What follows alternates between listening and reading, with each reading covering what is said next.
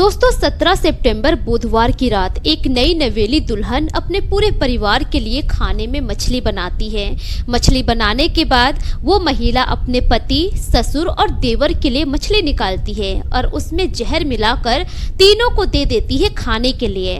अब पति, ससुर और देवर बड़े ही चाव से मछली खाते हैं। खाना खाने के बाद थोड़ी ही देर के बाद तीनों की तबीयत बिगड़ जाती है। वही जो महिला का देवर होता है पड़ोस के ही एक व्यक्ति के साथ नजदीकी थाने चला जाता है, क्योंकि सबका शक चला जाता है उस महिला पर ही। थाने जाने के बाद महिला का देवर अपनी भाभी के खिलाफ बयान देता है और कहता है कि मेरी भाभी ने मछली में जहर मिलाकर हम तीनों को दे दिया खाने के लिए, जिसकी वजह से हम तीनों की तबीयत खराब हो गई है। लेकिन वाकई में उस वक्त महिला के देवर की भी तबीयत बहुत खराब हो गई थी। अब आनन फानन में पड़ोस के लोग तीनों को नजदीकी अस्पताल सासाराम में भर्ती करवाते हैं। भर्ती करवाने के बाद तीनों का ट्रीटमेंट चल रहा होता है, लेकिन गुरुवार की सुबह ही महिला के ससुर और पति की मौत हो जाती है। वही जो महिला का देवर होता है उसका इलाज चल रहा होता है, लेकिन उसकी हालत भी बहुत गंभीर होती है। शुक्रवार के दिन महिला का देवर भी दम तोड़ देता है।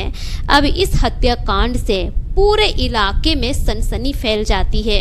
पूरे इलाके में यह खबर फैल जाती है कि एक नई नवेली बहू ने अपने पति, ससुर और देवर को जहर देकर मौत के घाट उतार दिया।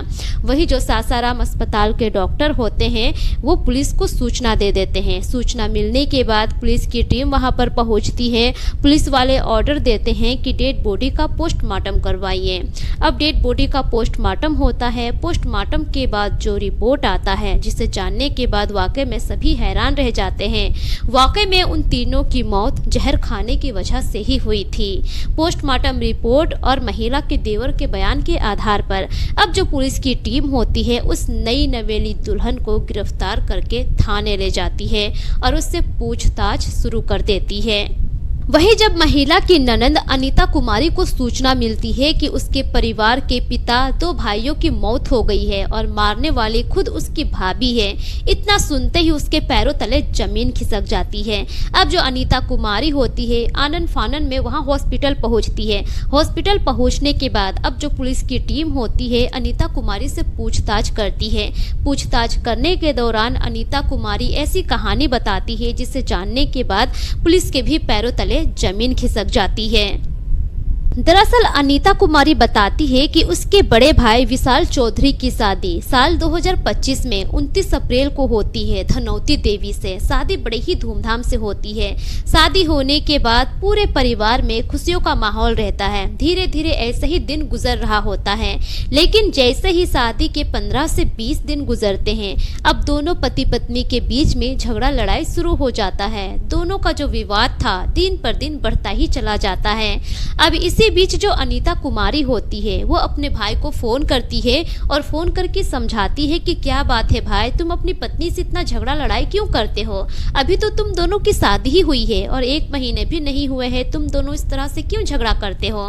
तब जाकर विशाल अपनी बड़ी बहन अनीता से कहता है कि दीदी दरअसल बात ये है कि जो मेरी पत्नी है पता नहीं फोन पर अनजान लड़कों से बहुत ज्यादा बातचीत करती है और जब मैं मना करता हूँ तो मेरी बातों को वो नहीं मानती है, उल्टा मुझसे ही बहस कर लेती है, मुझे ही उल्टा जवाब दे देती है। मुझे अच्छा नहीं लगता है कि मेरी पत्नी किसी पराये मर्द से, किसी पराये लड़के से बातचीत करे। बस इन्हीं सब बातों को लेकर हम दोनों के बीच में झगड़ा लड़ाई हो रहा है। अब धीरे धीरे ऐसे ही समय गुजर रहा होता है। शादी को इस तरह से 2-3 महीने का वक्त गुजर जाता है। इधर साल 2025 सितंबर का महीना आ जाता है। अब घटना से कुछ दिन पहले की बात है। जो धनौती देवी होती है परिवार में सभी से झगड़ा करती है, अपने पति, ससुर और देवर सभी को भला बुरा कहती है। उस दौरान जो धनौती देवी होती है वो सभी को धमकी भी देती है कि ज्यादा मुझे परेशान करोगे, अगर मुझे गुस्सा आया तो तुम तीनों को जहर देकर मार दूंगी। अब यह सारी बातें जो धनौती देवी के ससुर होते हैं बेचन चौधरी, वो अपनी बेटी अनीता कुमारी को फोन करके बताते हैं सारी बातें। अब वहीं पर धनौती देवी की ननंद अनीता कुमारी कहती है कि पिताजी वो गुस्से में ऐसा बोल दी होगी, ऐसा भला कोई क्यों करेगा। ऐसा कहकर बात यहीं पर खत्म हो जाता है। अब इसी तरह से धीरे धीरे 17 सितंबर का रात आ जाता है। रात के वक्त धनौती देवी खाने में मछली बनाती है। मछली बनाने के बाद उसमें जहर मिला देती है और तीनों को दे देती है खाने के लिए। खाने के बाद तीनों की मौत हो जाती है। मामला रोहतास के अगरेर थाना इलाके का है। महिला के ससुर बेचन चौधरी, जिसकी उम्र होती है 48 साल, वो दरअसल मूल रूप से बक्सर के गंगोरा रामपुर के रहने वाले होते हैं। वो रोहतास के अगरेर इलाके में किराए का मकान लेकर पूरे परिवार के साथ रहा करते थे और वो वहीं पर रहकर राजमिस्त्री का काम किया करते थे। बेचन चौधरी के 2 बेटे थे, जिनमें से बड़े वाले बेटे का नाम था विशाल चौधरी, जिसकी उम्र 19 साल की थी। वहीं छोटे वाले बेटे का नाम था विकास चौधरी, जिसकी उम्र महज 14 साल की थी। साल 2025 अप्रैल 29 तारीख को वो अपने बड़े बेटे विशाल चौधरी की शादी करवाते हैं धनौती देवी से।